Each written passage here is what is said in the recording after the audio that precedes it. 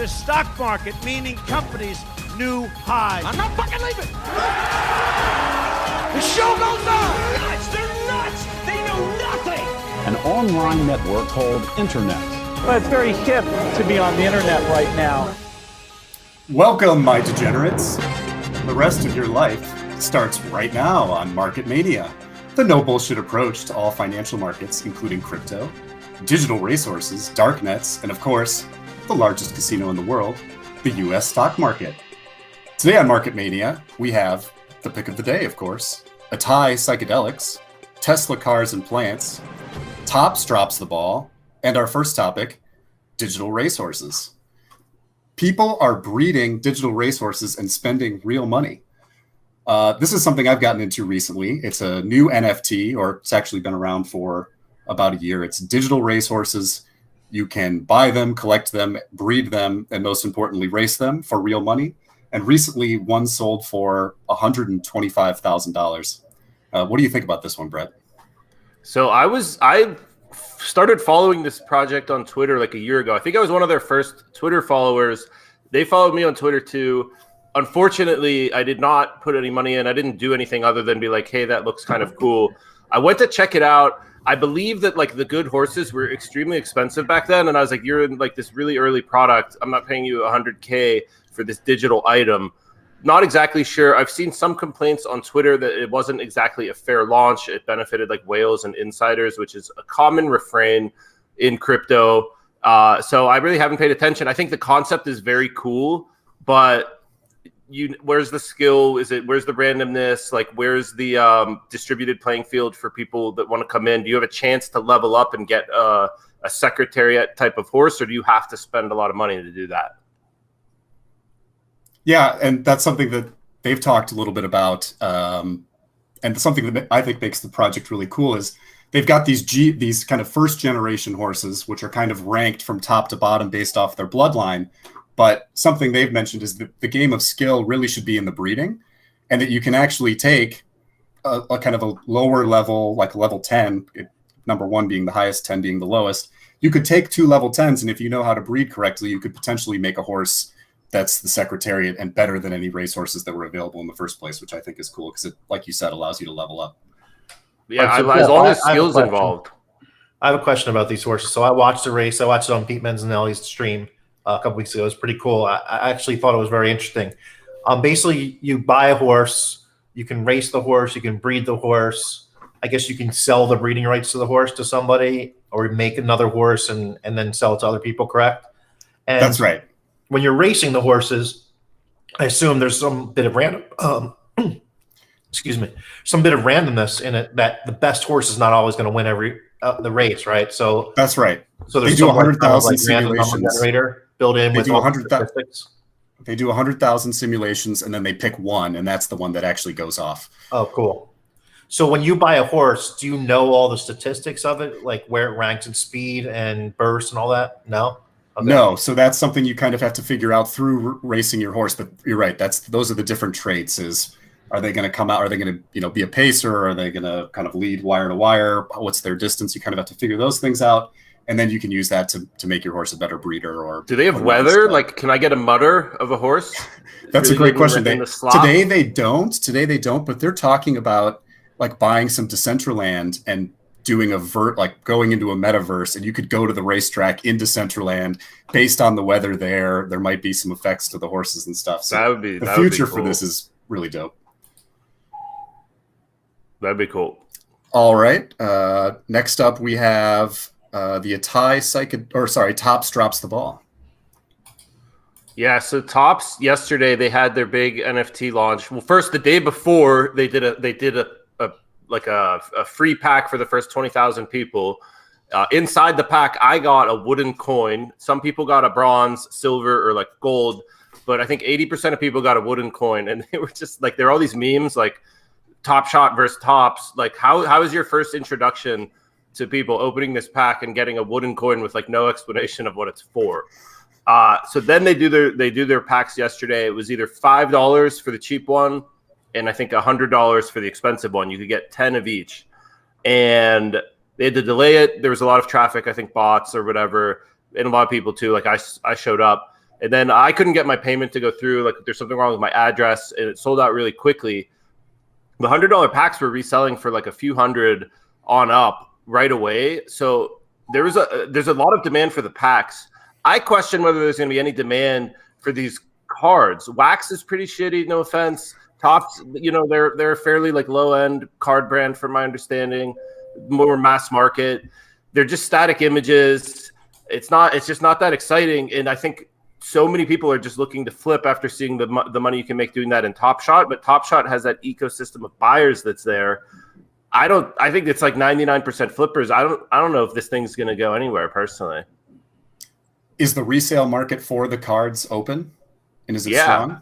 Yeah, I haven't checked it out much. I've seen some going for like tens of dollars to maybe hundreds, but that was like Mike Trout and stuff. And like Darren Rovell, by the way, possibly the most disingenuous person on Twitter. It's like I hate even sharing anything that this guy does, and all he does is say idiotic stuff, hoping people retweet him so he gets attention that way.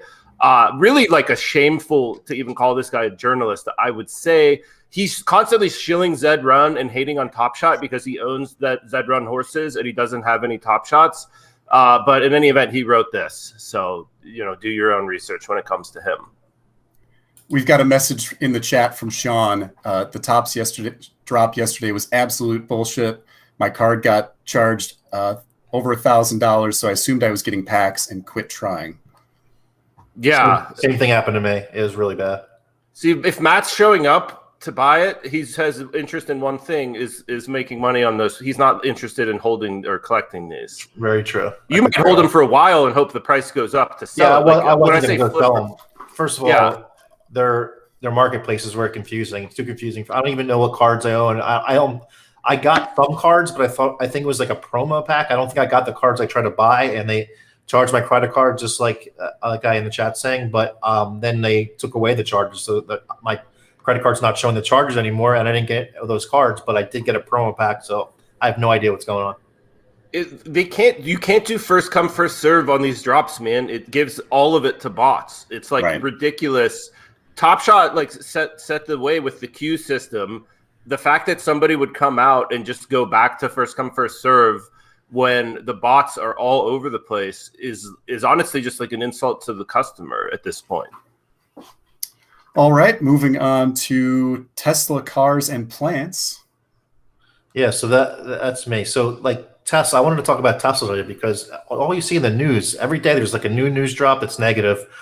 This weekend there was some car that caught fire that they thought the Tesla autopilot was on and nobody was in the front seat, which turned out to be all bullshit.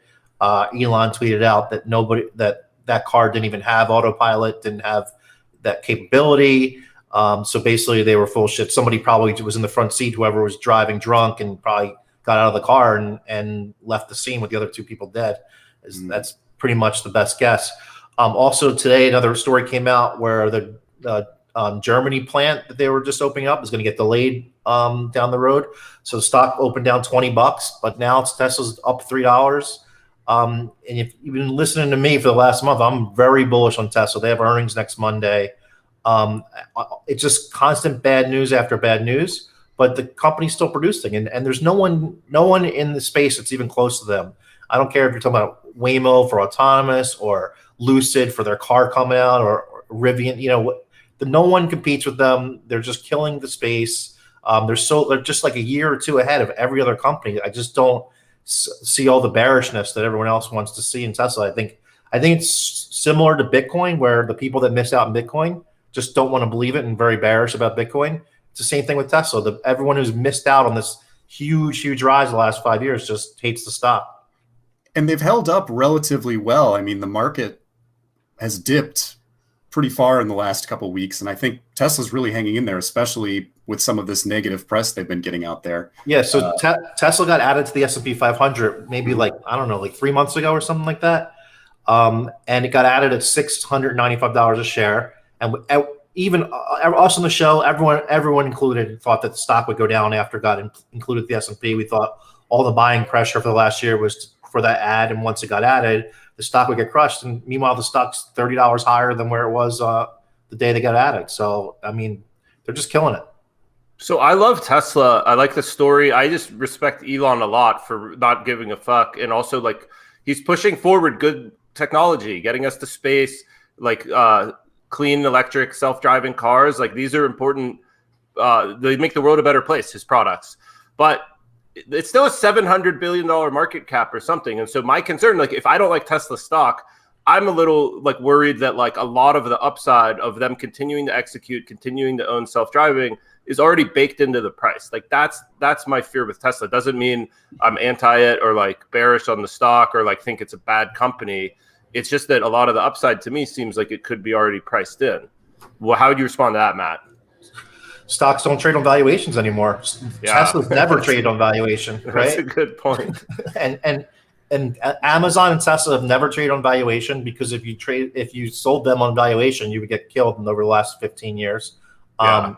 So like stocks like this, until they mature, similar to like an Apple, which Tesla's nowhere near as mature as an Apple, you really can't trade it on valuation. You got to trade it on, the story and where, that there's gonna be more buyers and sellers going forward. When are we going to get SpaceX launch? I don't know, SpaceX, Neuralink, he's got a couple of them coming, but no time soon, I don't think. Those are going to be like, people are just going to buy those at any price. All right, let's bring in Tony, the producer, to cover Psychadelic IPO that's coming out. That's right. I'm pretty excited about this one.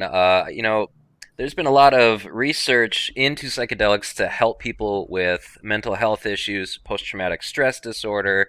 There's some incredible stories of people that can go to Mexico and do an ayahuasca trip and come back completely healed of heroin addictions. There's something to psychedelics that seems to give the human mind a connection back to reality or a greater reality. And for whatever reason, in America, doing research on things like that is always impossible to do. I mean, it's obviously the drug war, but, it's frustrating that a guy like Peter Thiel, a smart guy like this, has to bring all of his good ideas to a place like Germany, because this is a Berlin headquartered company, just to do some really innovative stuff. So I feel like America is losing out on the Bitcoin race. We're losing out on the psychedelics race. I mean, we've got all these calcifying rules and regulations that seem to slow us down when new industries emerge. So, Brett, what do you think? Is Peter Thiel onto something here, and why can't we have stuff like this in America? So I love psychedelics. I personally think they're powerful and enlightening. Like used responsibly, of course, but like I think there's a lot of benefits there.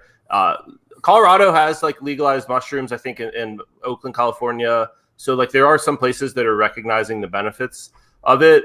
The one thing I'd say is this still to me is going to be a fairly small business. Like it's not like, like if you're selling cigarettes or even pot, like those are like daily activities. Most people, this is a very occasional type of every 6 months, once a year, or, in a therapy session. So and the demand is still going to be like a fairly low percent of the population.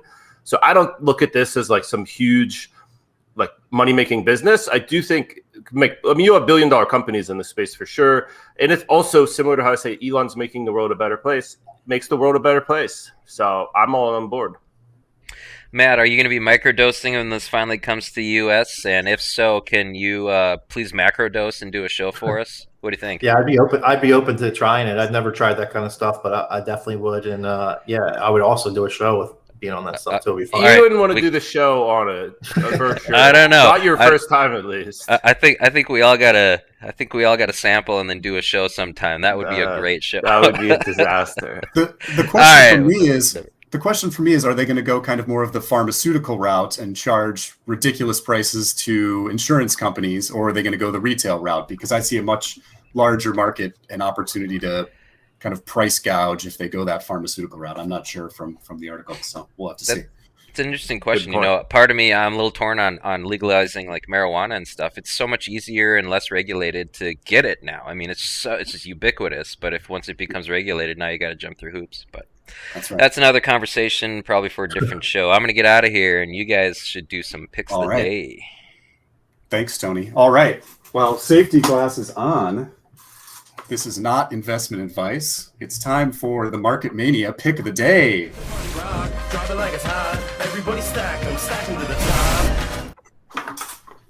All right, it's time for the Market Mania pick of the day. This is not investment advice. Who do we have first? As Jeff said, this is not investment. This is straight gambling advice. Chipotle has earnings after the bell today. Stocks tend to be volatile on earnings days, especially Chipotle. But I love this one. Lockdown or no lockdown, they're just killing it. Every time I go into the different Chipotle, there's a million DoorDash drivers just waiting to pick up food for people. This is my biggest earnings position in a long time, so I got a lot riding on this tonight. There it is. Let's go. 15-15. I'm riding on that one with you, Alex. I'm excited to see what happens. Nice. And Brett. Yeah, I'm rolling with Sony. This is more just like a long-term play, but it seems like fairly cheap. $133 billion market cap. They're fairly diversified across their portfolio. They have some strong IP. And just kind of like plunk it in with like Disney and the long-term Toyota long-term bucket, Sony. Awesome. And my pick of the day is Play Token. Play Token, this might be a different one than the one I have, but basically it's a market cap weighted NFT gaming space token. They've got Mana in their engine. I think maybe 15 total coins. It's trading at about $1 right now. So we'll see where that goes. And that's it for the pick of the day. Let's go Chipotle tonight.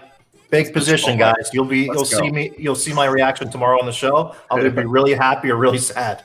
Awesome. Well, in times like these, I like to take solace in the words of American recording artist Kevin Gates from the song I Don't Get Tired. Full-time father, full-time artist, asked God, he said, grind a little harder. Learn from every time you ever fail. If you never fail, just grind smarter. We'll see you tomorrow, if there is a tomorrow. But for now, it's lights out. I never sleep if I don't have my medicine. I never sleep if I don't have my medicine. I never sleep if I don't have. I never sleep. I never sleep if I don't have my medicine. Time to right the wrong. So your hands in the air if you like the song. If you're going over there, take it twice as long. Last time ain't talking about Tylenol. Oh, I bet you'd like to know. You can come around the way if you're trying to go. If you want to switch lanes for a pot of gold, or a domino, out of control. The usual. Get mad cause I'm looking at your girl. Switch it up. I do it so much louder than everything you've heard. Everybody heard at the word that the world wasn't turning. Act like you're in a jury of how we're turning, where I would turn it. Can't lie like it's Mississippi burning. Don't act like you're in a daze. I imagine it look the other way. Couldn't clear space on my mind, was afraid of the time. Strobe light flicker in the moonlight. I'm in the mood.